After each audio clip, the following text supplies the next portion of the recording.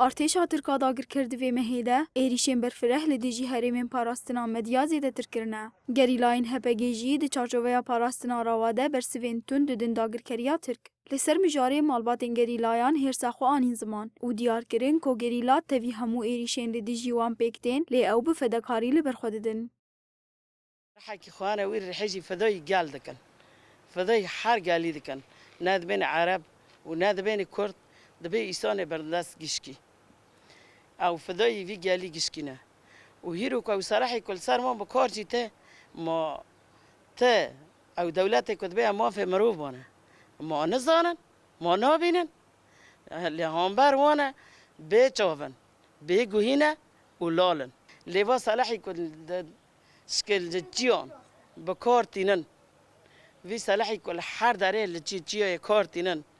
يعني ما تنابين وصلاحه بندستي و دولتك كتبي از دايوان ما وصلاح اردوغان شكتينه نبدستي وانا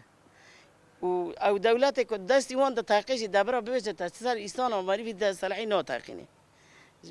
به دنگل بهم برد به يعني ند الدنيا دا قدخه لسر زوری مد ماشینه و دنیا جی زانه زوری ما وقتی که یکی مال خو بوی خو یا خاطر کن یعنی چی بر وی ملتی داش بر نه حقیقت قبول نکردی چی پرسگیری وی ملتی که پاراستان وی ملتی که دعوا مافی خود که یعنی مافی بو دی خو کول خود که ام زانه جی زوری موتی چونه ام بوی خانه ام تر کندنه چونه دعوا وی ملتی کرد هروها مالباتن گریلان دیار کرن کو بدنگیا دولتان لهمبر ایریشین ترکیه ده خویا کرن کو بدولتا ترک ره هفکارن و او ایریش و اری کرناوان پیکتین تركي دولته ترك حلف الناتو دي بتشكي الناتو شر زاروكي مادك دي شاي كردستان ده يعني ودولتي جي بيدنجن غير كده جماعه اثبات دكي كشكي هفكار دولته تركيا اف سلاحي قد خكري لسر زاروكي مادك شاي كردستان ده بكارتينن وبيدنگ دمينن شما يعني ام دي